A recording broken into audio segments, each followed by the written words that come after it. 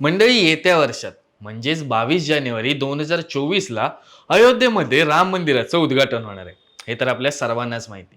पण या मंदिराचे पुजारी कोण असणार आहेत आणि या पदासाठी निवड झालेल्या पुजाऱ्यांची कोणत्या खडतर परीक्षेनंतर नियुक्ती करण्यात आली? ही परीक्षा कशी झाली आणि या पदासाठी मंदिर समितीच्या काय अटी होत्या? आणि असे अनेक प्रश्न तुम्हाला नक्कीच पडले असतील. तर मंडळी, तुमच्या ह्याच सगळ्या प्रश्नांची उत्तरं आपण जाणून घेणार आहोत आजच्या भागातून. नमस्कार, मी आसादत मंगेश मोरे आपल्या सर्वांचं स्वागत करतोय न्यूज अनकटच्या विषय काय ह्या कार्यक्रमात. तर मंडळी, या मंदिराच्या इतिहासाबद्दल तर आपल्या सर्वांनाच माहिती, पण तरी सुद्धा जास्त खोलात न जाता एकदा थोडक्यात उजळणी करूया. मंडळी, हे मंदिर 10 एकर आणि मंदिराचा एकूण परिसर हा 57 एकर एवढा आहे, ज्यात मंदिर, प्रार्थनागृह, कॉन्फरन्स हॉल आदी अनेक विभाग असणार आहे. या मंदिराच्या बांधकामाला 5 ऑगस्ट 1920 पासून सुरुवात झाली आहे आणि आता मंदिराचं बांधकाम हे अगदी शेवटच्या टप्प्यात आहे. म्हणजे ही झाली मंदिराबद्दल प्राथमिक माहिती. आता जाणून घेऊया मंदिराच्या पुजाऱ्यांच्या नियुक्तीबद्दल.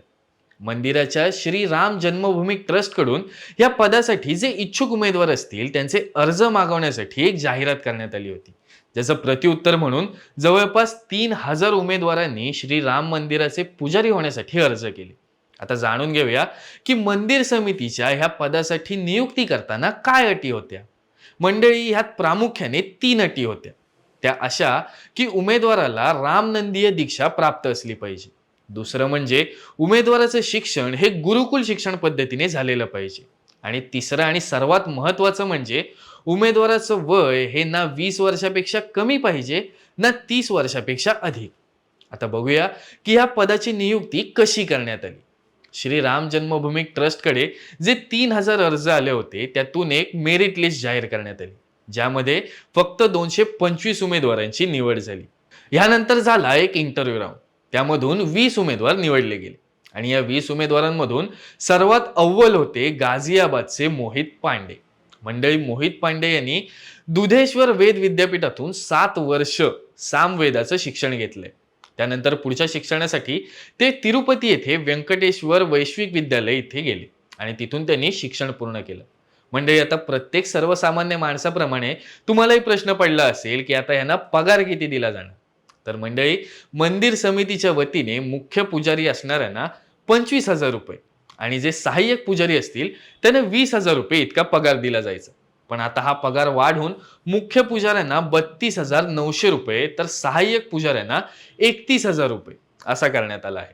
म्हणजे आता बघूया की मंदिर समितीकडून घेण्यात आलेल्या ह्या परीक्षेत नक्की होतं तरी काय. तर हे इंटरव्ह्यू घेण्यात आले वृंदावनचे जयकांत मिश्रा आणि अयोध्येचे 2 महंत मिथिलेश नंदिनी शरण आणि सत्यनारायण दास यांच्या माध्यमातून. ज्यात असे काही प्रश्न होते की संध्यावंदन म्हणजे काय, संध्यावंदनचे विधी काय असतात, या पूजेसाठी मंत्र काय आहेत आणि असे आणखीन काही प्रश्न. मंडळी, जसं की आपण आधी सुद्धा पाहिलं की या इंटरव्ह्यू नंतर एकूण 20 उमेदवारांची निवड करण्यात आली होती आणि या 20 उमेदवारांमध्ये सर्वात अव्वल ठरले मोहित. पण उरलेल्या 19 उमेदवारांचं काय? तर ह्या सर्व 20 उमेदवारांना 6 महिन्यांचं प्रशिक्षण देण्यात येते आणि त्यानंतर प्रत्येक उमेदवाराची कोणत्या ना कोणत्या पदासाठी नियुक्ती केली जाणार आहे. तर मंडळी, हा होता आपला आजचा विषय. तुर्तास इथेच थांबतोय. पुन्हा भेटूया अशाच एका विषयासह. तोपर्यंत पाहत राहा आपला कार्यक्रम, ज्याचं नाव आहे विषय काय.